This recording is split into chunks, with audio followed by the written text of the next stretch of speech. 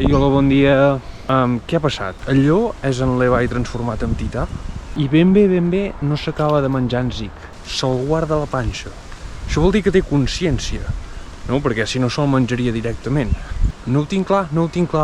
Clar, jo crec que aquí hem de saber què passa quan un Ackerman es punxa i es converteix en tità. És el mateix que un aldeà normal? Un Ackerman pot ser un aldeà al mateix temps? Tinc moltes preguntes, I al mateix temps, vale?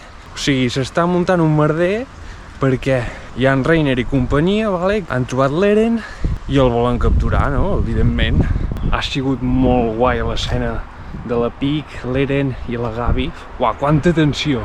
I la seguretat de l'Eren de dir aquesta no em dispara. Uah, està molt bé.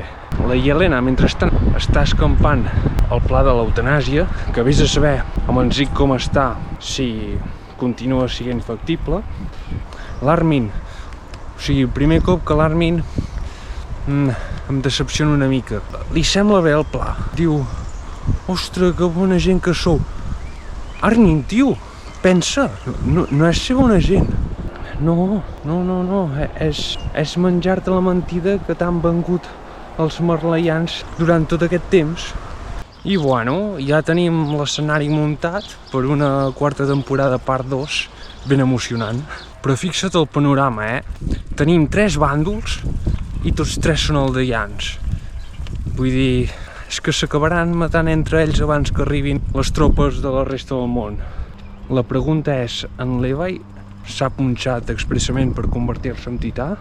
O allò no és en Levi? O potser és un tità que controla en Zig? És que el tità aquell no s'assembla amb en Levi, saps? No ho sé, però el que hagi passat allà és clau. Va, doncs, ens veiem a la temporada següent. Vagi bé.